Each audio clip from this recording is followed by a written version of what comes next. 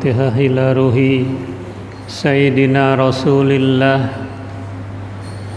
Muhammad ibn Abdillah wa alihi wa ashabihi wa mawalah wa jami'i awliya'illah wa ulama'illah khususan sadatinal alawiyyin wa awliya'il kauni ajma'in. Summa ila ruhman ammara hadzal masjid mubarak. Summa ila ruhi walidina wa walidikum wa amwatina wa amwatikum wa amwatil muslimina wal muslimat wal mu'minina wal mu'minat, khususan al muallif hadzal kitab al Imam Nawawi al Bantani. Wa summa ila ruh Syekh Muhammad Syafi'i Hazami wa ila ruh Haji Ahmad Tabrani bin Haji Sa'inan akhina fillah Mr. Muhammad Salah Syekhuna Haji Mansuri wa matikal faqirah zawjati anna allaha yataghashahum birrahmah wal maghfirah wa ila hadratin Nabi Muhammadin sallallahu alaihi wasallam. Al-Fatihah.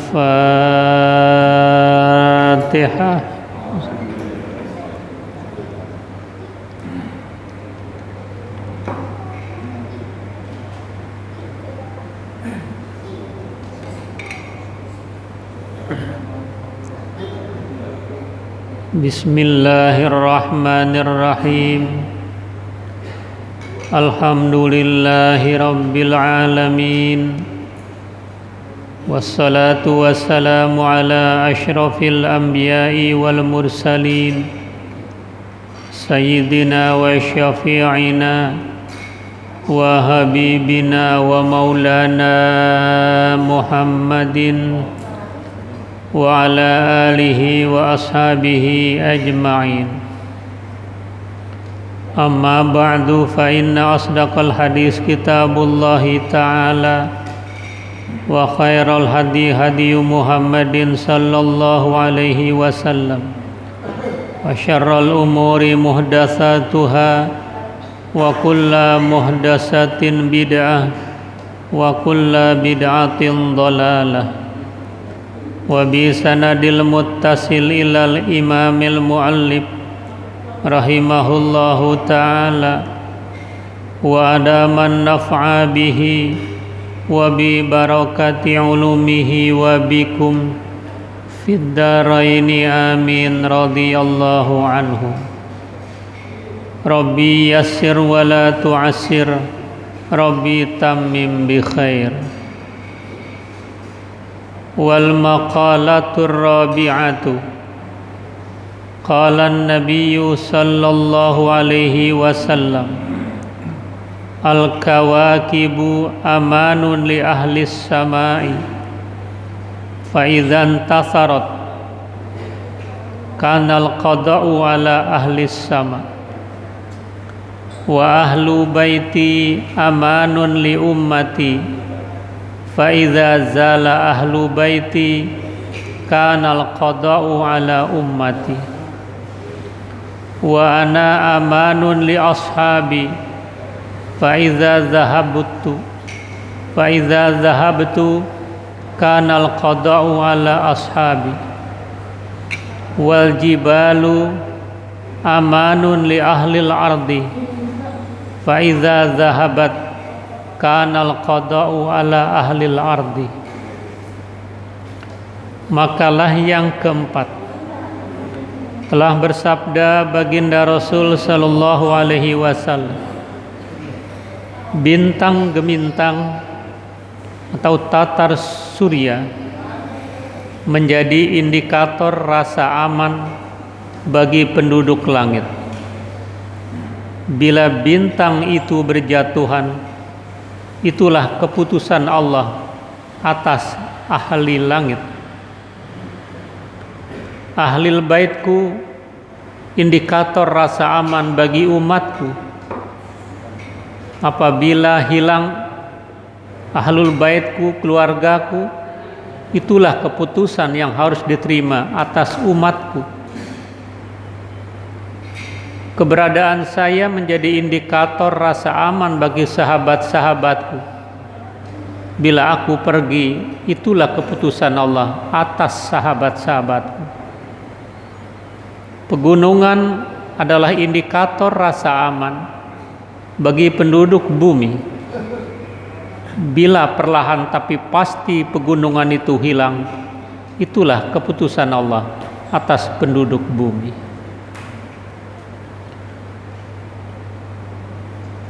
Bapak, Ibu, Saudara yang sangat saya hormati, kaji kita pada pagi hari ini pada bab yang keempat memasuki makalah yang keempat. Dalam makalah keempat ini ada analisa Rasul Shallallahu Alaihi Wasallam bahwa tata surya, al-kawakib, bintang gemintang itu menjadi indikator rasa aman bagi penduduk langit. Bila saatnya nanti bintang gemintang dia berserakan, berjatuhan, ay tafarraqatil kawakib, itulah musibah bagi penduduk ahli langit itu. Karenanya seiring dengan kita berada di malam hari, masih melihat ada tata surya, masih melihat jutaan bintang, maka kita patut bersyukur, alhamdulillah. Berarti dunia ini masih langgeng, dunia ini masih panjang. Tapi saatnya nanti bintang itu berjatuhan, bintang itu berserakan, langit terbelah. Itulah keputusan yang siapapun tidak bisa ada yang menghalangi. Karena bintang gemintang itu, jutaan bintang itu ada malaikat yang memegang. Karena jumlah malaikat melebihi dari jumlah jin, melebihi dari jumlah manusia. Jumlah jin melebihi dari jumlah manusia. Seiring dengan nanti malaikat-malaikat itu juga dicabut ruhnya, maka tidak ada yang memegang kendali bintang itu, maka berjatuhan, dan itulah datangnya hari kiamat. Apakah bintang akan berjatuhan? Apakah bumi, langit akan terbelah? Kita lihat di dalam firman Allah Subhanahu wa taala dalam surah Al-Infitar. Bismillahirrahmanirrahim. Idzas samaa'un fatarat wa idzal kawakibun tatharat wa idzal biharu fujjirat wa idzal quburu bu'thirat. Bila langit terbelah, bila saatnya jutaan bintang berserakan, bila bumi lautan meluas menjadi satu di dunia ini, dan apabila kubur-kubur itu dibangkitkan, itulah selesai dengan tugasnya masing-masing. Maka dikatakan di sini, bila bintang jutaan bintang berjatuhan, kanal qada ay al hukmul ilahiyyu, itulah keputusan hukum Allah ala ahli sama, atas penduduk langit ini. Apa keputusan itu? Minal infitor, langit akan terbelah. Wattayyi, langit akan dilipat, disimpan di arasnya Allah Subhanahu wa ta'ala. Wa mautil malaikah fiha, mati malaikat yang mengendalikan jutaan bintang itu. Selesai tugasnya itu. Jadi makanya kerap kali kita bangun, kerap kali kita melihat bulan purnama, kerap kali melihat jutaan bintang yang bertaburan, maka seiring dengan itu meluncur dari lidah kita, alhamdulillah, subhanallah, walhamdulillah, wala ilaha illallah, wallahu akbar, wala haula wala quwata illa billah. Seiring dengan datangnya bulan yang tidak utuh seperti matahari, itu juga berarti bintang bulan menjalankan tugasnya. Inna fi khalqis samawati wal ard wa ikhtilafil lail wan nahar la ayatil liulil albab. Sesungguhnya di dalam penciptaan langit dan bumi, peralihan situasi dan kondisi itu menjadi tanda-tanda kebesaran Allah Subhanahu wa taala bagi orang-orang yang berakal. Wa ahlu baiti ay dzurriyyati amanun li ummati. Keberadaan ahlil baitku, keberadaan keturunanku, keberadaan dzurriyyahku, kata baginda Rasul, amanun li ummati, indikator rasa aman bagi umatku. Artinya kita berhutang budi dengan dzurriyyah Rasul. Kita bersyukur dengan adanya dzurriyyah Rasul menjadi aman umat-umat aku, kata Rasul sallallahu alaihi wasallam. Tetapi fa idza zala ahlu baiti, saatnya nanti ahlil baitku, keturunanku, dzurriyyahku, para habaib perlahan tapi pasti meninggal dunia, maka kanal qada ala ummati. Itulah musibah. Itulah yang harus diterima atas umatku. Apa musibah itu? Min zuhuril bid'ah, akan muncul ke permukaan berbagai macam bid'ah. Wa ghalabatil ahwa, akan menang hawa nafsu. Hawa nafsu makan, hawa nafsu minum, hawa nafsu berhubungan seksual, hawa nafsu kebohongan, hawa nafsu serakah dengan kepemimpinan, hawa nafsu menjatuhkan orang, hawa nafsu ingin membawa kepada kesengsaraan. Akan muncul itu kalau umatku, kalau dzurriyyahku perlahan tapi pasti menghadap Allah Subhanahu wa taala. Karena ulama-ulama saat ini begitu banyak yang meninggal dunia sebagai syuhada. Ada 550-an selama masa pandemi ini. Kalau ulama meninggal dunia, habaib kiai meninggal dunia, susah, panjang, lama mencari penggantinya. Yang meneruskan banyak, tapi yang selevel dengan beliau itu susah untuk dicari penggantinya. Karenanya itu kita harus sedih dengan wafatnya ulama-ulama. Kemarin seorang ulama dari Bekasi, Kiai Amin Nur, anak Kiai Nur Ali, meninggal dunia. Ya, belum lagi yang di Jakarta ada Habib Ahyad bin Banahsan, ya. Itu juga meninggal dunia, yang muda-muda belia itu. Itu menjadi satu kesedihan buat kita. Kalau kita tidak sedih dengan wafatnya ulama, dengan wafatnya orang-orang soleh, ternyata masih menyelinap sifat-sifat kemunafikan. Nabi bersabda, man lam yahzan bimautil alim fahuwa munafik, fahuwa munafik, fahuwa munafik. Siapa yang tidak sedih dengan wafatnya ulama, dengan wafatnya orang saleh, dengan wafatnya habaib-habaib yang saleh, maka orang itu munafik, munafik, dan munafik. Sampai 3 kali. Fahuwa munafik, fahuwa munafik, fahuwa munafik. Apalagi pakai sambil girang lagi dengan wafatnya ulama, na'udzubillah min dzalik. Wa ikhtilafil aqaid, akan banyak perselisihan di dalam akidah, banyak sempalan-sempalan, banyak aliran-aliran yang bertentangan dengan Ahlus Sunnah wal Jamaah dengan wafatnya dzurriyyahku, dengan hilangnya perlahan tapi pasti keturunan aku. Wa zuhurir Rum wa ghairiha, dan akan menangnya nanti tentara-tentara Romawi, ya, Barat, Eropa, wa ghairiha dan sebagainya. Wa ana amanun li ashabi, keberadaan saya, kata baginda Rasul, indikator rasa aman bagi sahabat-sahabatku. Fa idza dhahabtu, saatnya aku tiada, aku meninggal dunia, kanal qada ala ashabi. Itulah musibah, itulah keputusan yang harus diterima oleh sahabat-sahabatku. Apa di antara musibah itu? Minal fitani, banyak berbagai macam fitnah muncul ke permukaan seiring dengan wafatnya Rasul sallallahu alaihi wasallam.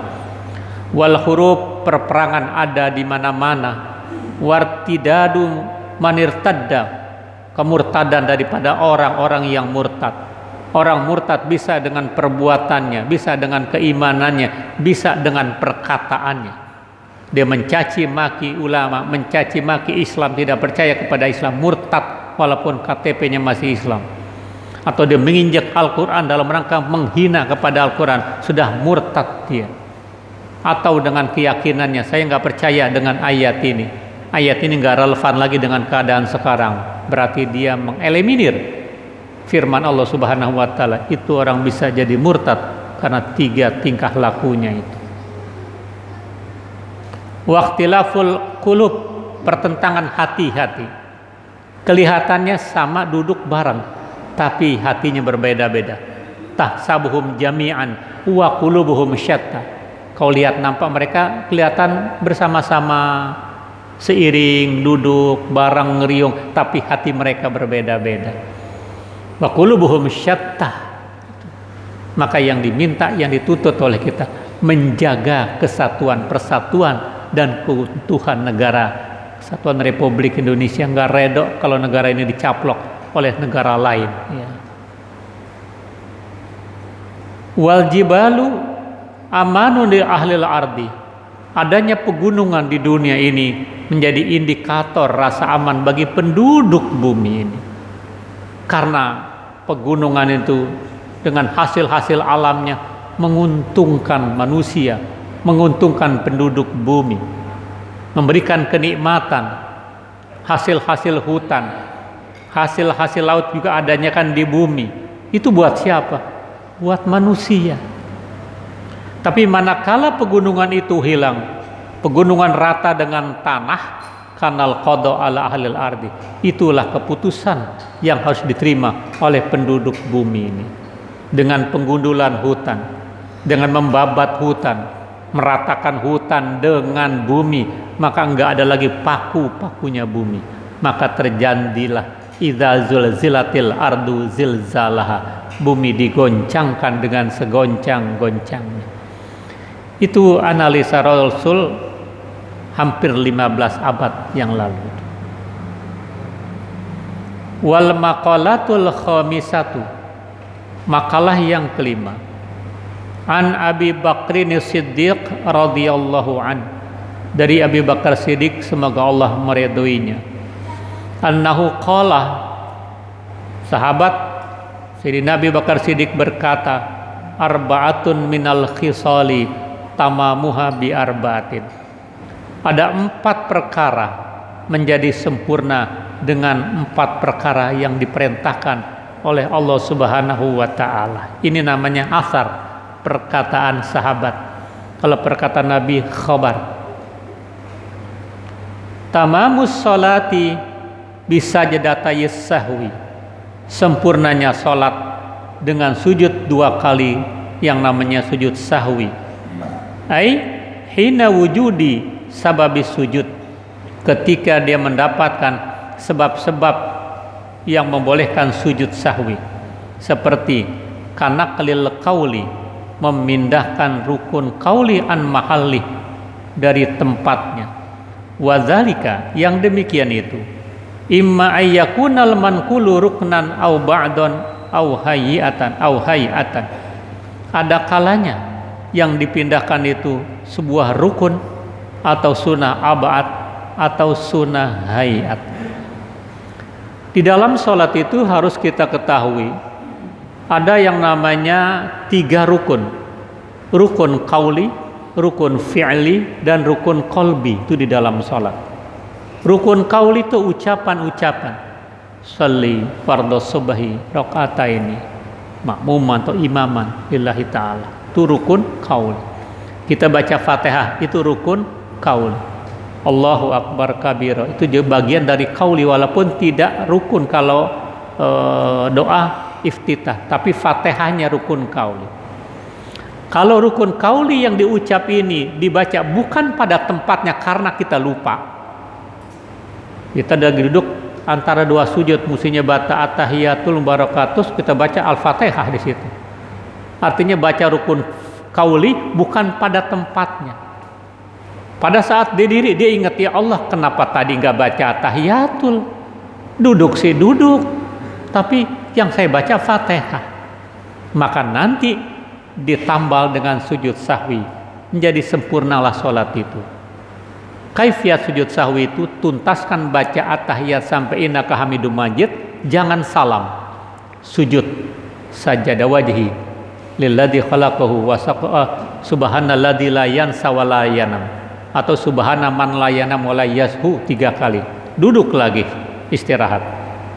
Setelah istirahat sujud lagi, baca lagi subhanalladzi la yansa wa la yanam, atau subhana man la yanam wa la yashu. Duduk langsung nengok, assalamualaikum. Dia menjadi sempurna karena kita lupa tanpa disengaja menempatkan rukun qauli di dalam salat bukan pada tempatnya. Itu menjadi sempurna seperti itu.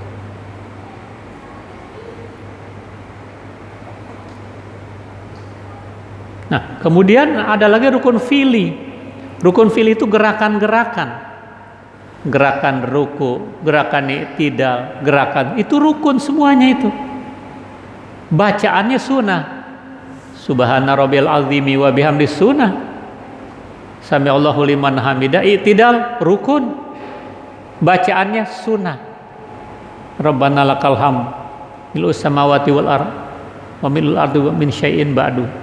Sujud Allahu akbar, itu gerakan-gerakannya namanya rukun fi'li. Itu rukun. Bacaannya sunnah. Subhana rabbiyal a'la wa bihamdi. Maka dengan membaca subhana rabbiyal a'la wa bihamdi sudah termasuk ada tumakninah di situ. Karena itu kalau orang sujud kagak baca subhana rabbiyal a'la wa bihamdi langsung itu enggak ada tumakninah. Menjadi tidak sah seperti itu. Nah, rukun qalbi di hati. Seiring dengan kita membaca usolli fardhu subhi rakaataini makmum atau imaman lillahi Allah, ketika Allah di hati saya niat salat fardhu subuh. Dalam rukun qalbi ini ada qasad, ada ta'arud, ada ta'yin. Qasad itu usolli, saya salat. Ya. Ta'arud sebut fardunya. Ta'yin tertentunya sebut subuhnya. Sholli fardhu subuh, saya niat salat subuh 2 rakaat. Enggak nyebut 2 rakaatnya enggak apa-apa. Saya niat salat subuh, saya niat salat isya. 2 rakaat kan udah pasti tahu itu. Jadi itu rukun qalbi ketika Allah, jangan Allahu akbar saya niat salat isya, enggak sah itu kalau menurut pendapat Imam Syafi'i. Jadi adanya niat itu antara Allah dan akbar. Solinya sunnah untuk membantu itu. Karena kata Rasul, "Shallu kama ra'aitumuni usolli." Salatlah kamu sebagaimana kamu melihat saya salat. Sholli fardhu subhi rakaataini maman Allah. Nah, itu niat dalam hati, saya niat salat subuh, saya niat salat fardhu subuh. Baru akbar. Itu rukun qalbi. Jadi salat ada 3 rukun. Rukun qauli, ucapan-ucapan, rukun fi'li, perbuatan-perbuatan, rukun qalbi di dalam hati, ya.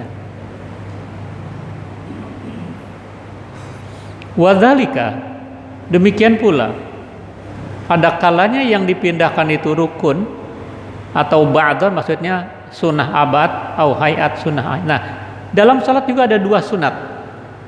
Ada sunnah abad, ada sunnah hayat. Sunnah abad itu tasyahud awal. Jadi tasyahud awal itu, duduk tasyahud awal itu sunnah abad.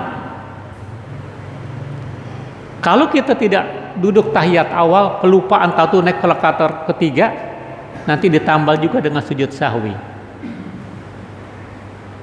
Jangan balik lagi. Dia sujud yang kedua. Salatnya salat isya. Kan mestinya duduk antara 2 sujud untuk baca tahiyat awal, ya. Dia langsung bangun, Allahu akbar. Sudah berdiri ada yang tambih, subhanallah. Dia turun lagi, batal. Karena sudah diri.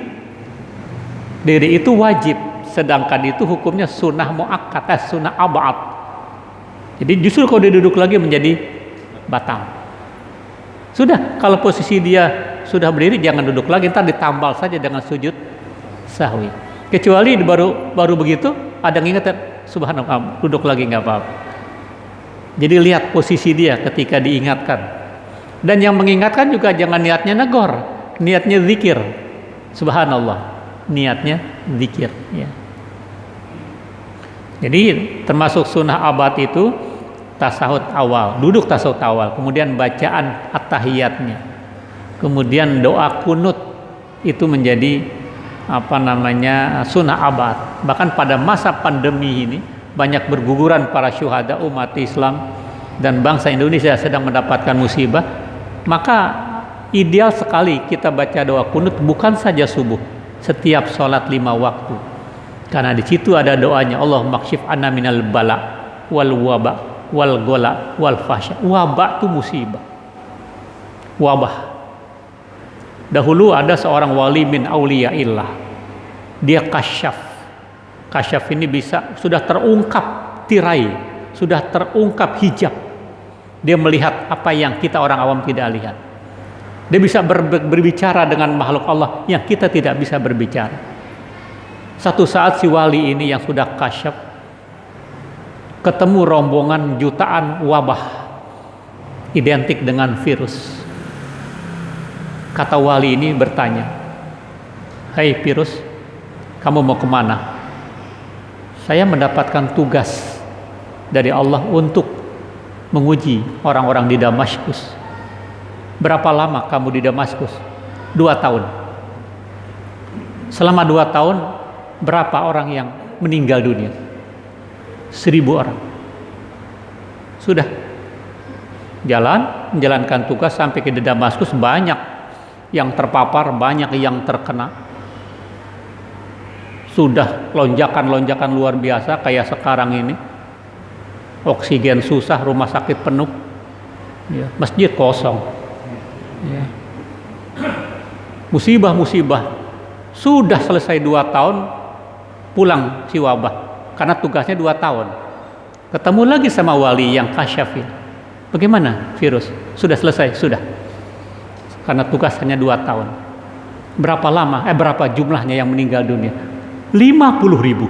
Lah, kamu bilang sama saya 2 tahun lalu cuma 1000. Iya, benar 1000 yang terkena langsung dari wabah. Tapi 49.000 pada ketakutan matinya itu. Jadi lebih banyak yang ketakutan daripada kena langsung dari wabah itu. Pantas kata Ibnu Sina, seorang ulama juga, filosof, ahli kesehatan, seorang muslim, al-wahmu nisbudda, ketakutan, kecemasan separuh dari penyakit itu sendiri.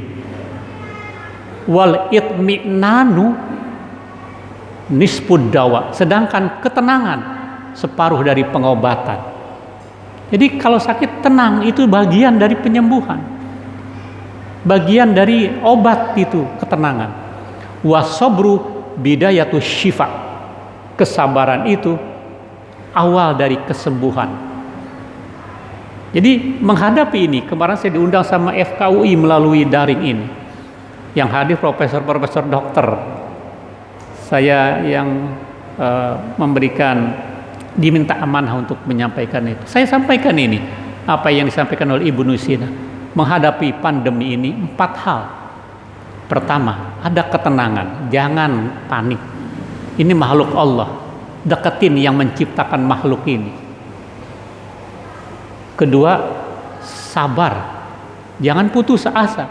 Karena orang kalau standar imannya kagak berfungsi, pelariannya nanti bisa macam-macam.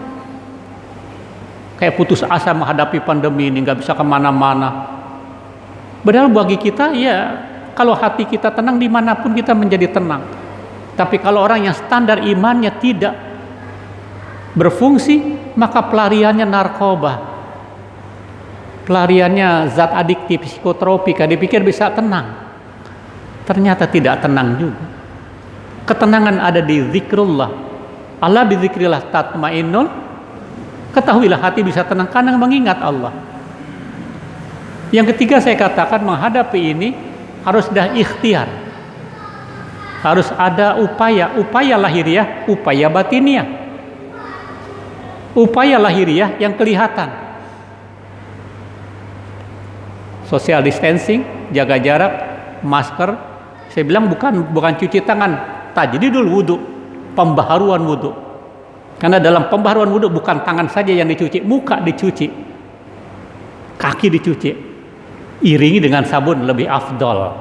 Jadi bukan mencuci tangan, tapi tajdidul wudu. Saya katakan di depan guru-guru besar kesehatan seperti itu. Jumat kemarin itu habis sholat Jumat, tapi daring. Yang keempat, ikhtiar batinnya dengan doa, dengan munajat. Maka MUI sudah 2 malam berturut-turut ini tiap malam Jumat, khotmil Quran dan ratiban. Karena di situ ada pengobatan, di situ ada kesembuhan. Bahkan hasil penelitian orang-orang Eropa, suara adzan dapat memperkecil virus itu sendiri, yang saatnya bisa menjadi hilang. Tapi bila virus itu mendengar suara-suara yang nggak karuan, musik-musik yang nggak karuan, nambah gede itu virus. Ya, gitu kan. Nah, yang keempat, tawakal, berserah diri kepada Allah Subhanahu wa taala. Ya. Ya ayyuhalladzina amanu ista'inu bisabri wassalah. Ya orang yang beriman, minta tolong dalam apapun melalui jalur salat dan sabar. Jadi jangan pelariannya ke narkoba, ya Allah. Sayang banget seperti itu.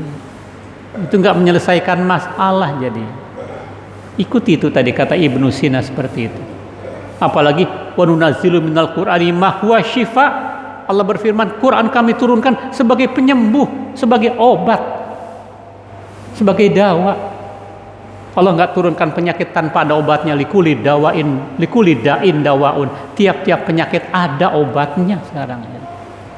Ini sekedar gugahan supaya kita jangan panik menghadapi ini, tapi ikhtiar maksimal, optimal di masa darurat ini. Kita yakini inna ma'al usri yusran fa inna ma'al usri yusran. Badai pasti berlalu. Iya.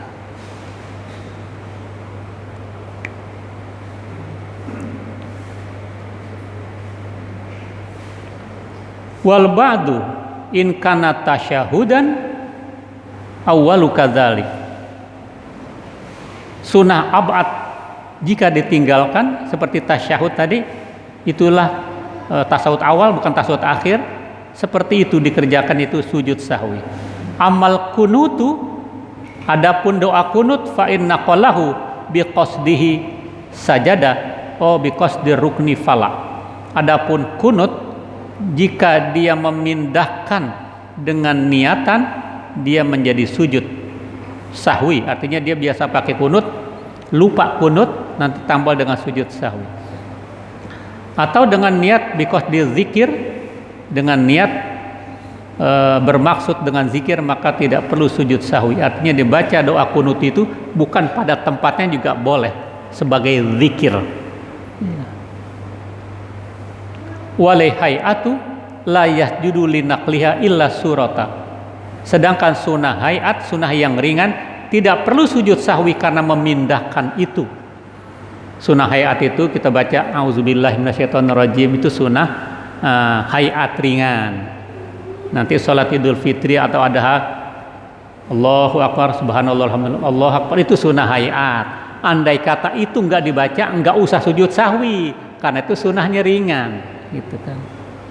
Dulu ada masjid terkenal, masjid kampus di Jakarta, imamnya enggak baca itu 7 kali, takbir 7 kali, dia sujud sahwi, keliru ya, karena itu sunnah hayat, enggak perlu ditambal dengan sujud sahwi. Jadi harus tahu mana sunat ab'ad, mana sunnah hayat ya. Kecuali surah kaza afada Syekhuna Ahmad An-Nahrawi. Demikianlah guru kami Ahmad Nahrawi memberikan faedah. Wa tamamu saumi ai saumu Ramadan bi shadaqatil fitri. Sempurnanya puasa Ramadan dengan membayar zakat fitrah. Puasa kita yang wajib ada celah-celah yang cacat, ada celah-celah yang enggak sempurna, disempurnakan dengan sedekah fitri, yaitu zakat fitrah. Ya kata Rasul, saumu Ramadan mu'allaq baina sama wal ard wala yurfa ilallah illa bi zakatil fit. Puasa Ramadan kita tergantung antara bumi dan langit, belum diangkat, belum ada pahalanya sebelum zakat fitrah. Jadi zakat fitrah sebagai penyempurna. Ya.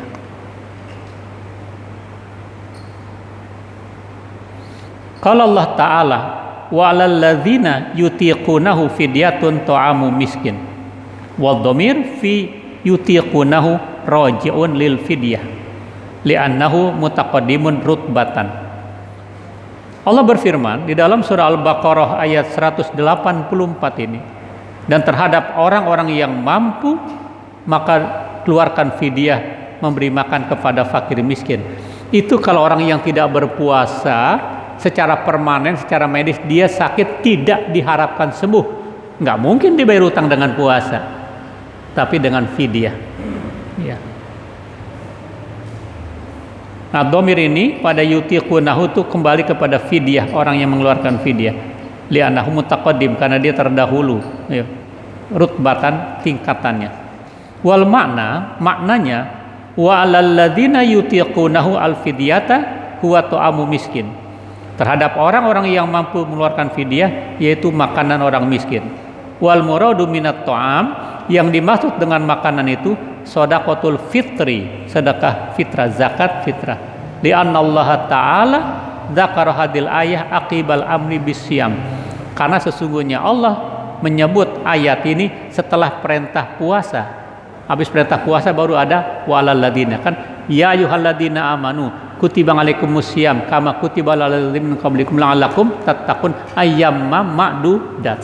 Baru nanti ada ujungnya itu walal ladzina yutiqunahu fidyatu ta'amu miskin. Jadi adanya perintah fidyah setelah berpuasa.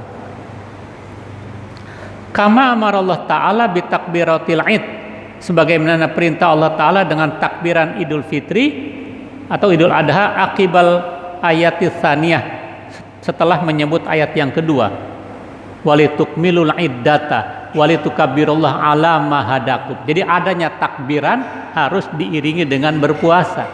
Selesai puasa ada takbiran, jangan tiap hari takbiran, kagak ada puasa kagak dapat tuh takbiran aja, kecuali ada gerhana itu boleh takbir, ya. Kama fi Fathil Khabir, ya, sebagaimana dalam kitab Fathul Khabir. Wa tamamul haji bil fidyah, juga sempurnanya ibadah haji itu dengan fidyah. Apa fidyahnya? Wahya imma dzabhun ni'am, ada kalanya menyembelih ni'am, menyembelih binatang ternak, awil amdat, atau membayar beberapa mud, idza wajada sababaha, apabila dia mendapatkan sebab-sebab itu yujibuha, yang mewajibkan dia mengeluarkan damnya, au yasunnuha, atau kesunahannya itu. Bapak semata-mata bikin haji tamatu. Haji tamatu apa duluan? Kan umroh duluan. Nah, berarti nanti bayar namanya dam. Itu penyempurna daripada ibadah haji. Tamatu atau haji kiron. Haji sama umroh niatnya bareng-bareng, satu perbuatan. Bayar juga yang namanya fidyah atau namanya dam, menyembelih seekor kambing. Kalau duit nggak punya, kehabisan, puasa 10 hari, ya. 3 hari ketika masih di haram, nanti pulangnya istirahat, baru menyempurnakan itu. Itu namanya fidyah, ya, sebagai penyempurna daripada ibadah haji. Yang kagak ada fidyahnya, tidak ada damnya, itu hajinya haji ifrad, haji duluan baru umroh. Nah, maka semuanya perlu ada manasik, ya.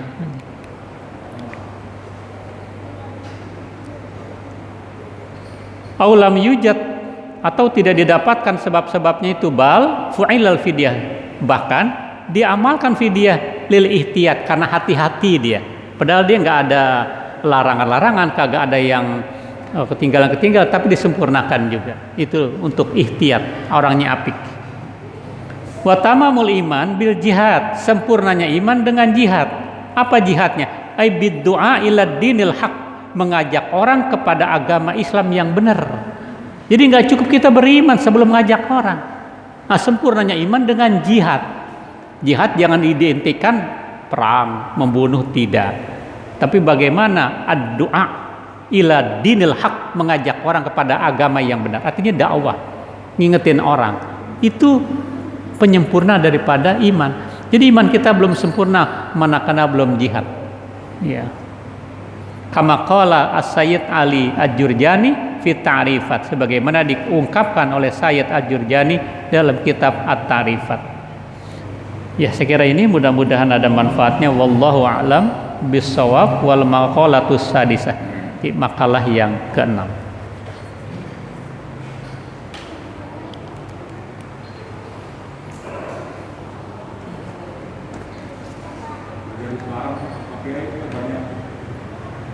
ulama kan mengimbau itu.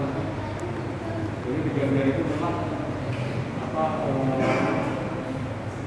marak terjadi. Ya, sekarang para abadi pada meninggal dulu banyak masalah yang muncul selama kami yang tidak ada kepercayaan di antara hal itu memang terjadi. Ya, maka analisa Rasul nggak ada yang pasti, ada kenyataan. Jadi kalau baru ramalan orang, dia mau ahli apa, baru ramalan orang, bukannya Rasul, yang nggak usah percaya. Paranormal umpamanya, dia anggap aja itu BMKG, Badan Meteorologi dan Geofisika. Kalau ada ngeramal ini ngeramal itu. Bab Rasul bersabda, man ata'arrafan fasalahu an syai'in fasaddaqahu lam tuqbal salatu arba'ina yauman. Kalau orang datang kepada orang pinter, nanyakan sesuatu, dijawab, diyakini jawabannya seperti itu, sholatnya nggak diterima selama 40. Bisa 40 hari, bisa 40 tahun. Ya. Kalau Rasul yang bersabda, shadaqah. Ya.